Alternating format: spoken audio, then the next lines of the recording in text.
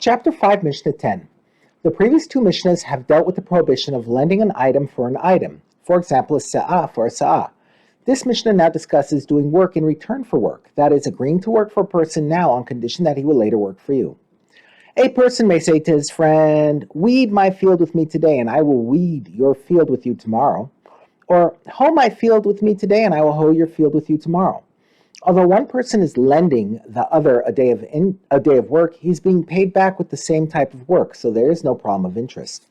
But he may not say to him, "Weed with me today, and I will hoe with you tomorrow," or "Hoe with me today, and I will weed with you tomorrow." The person working on the second day may not repay the loan with a different type of work because it might be harder and thus more valuable than the work done for him, and that is a rabbinically forbidden form of interest. The Mishnah teaches that it is sometimes forbidden for the two workers to arrange to do even the same type of work for each other. All the days of the dry earth season, summer, are viewed as one period, and a person may work for another person on a summer day on condition that he will do the same type of work for him on a different day in the summer.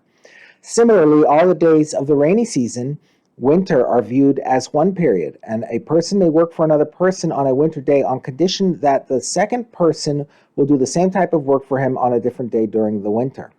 But a person may not say to another person, "Plow with me during the dry earth season, and I will plow with you during the rainy season," because working the field is clearly more difficult in the rainy season when the soil is wet and muddy than in the dry season.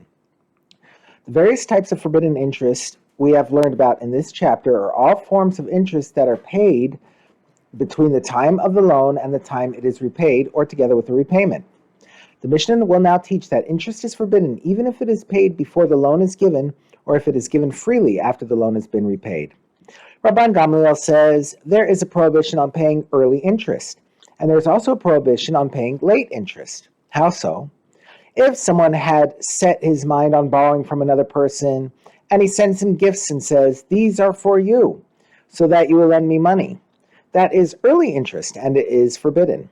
If he borrowed from him and he already gave him back his money, and he later sent him gifts and said, "This is to compensate you for your money that was not being used by you while it was by me," this is late interest, and it too is forbidden. Another form of forbidden interest. Rabbi Shimon says there is a prohibition of interest even with words. That is, the borrower may not even say something to the lender that will benefit him. How so? He should not say to him, "You should know that so-and-so is coming from such and such a place," if the lender needs this information.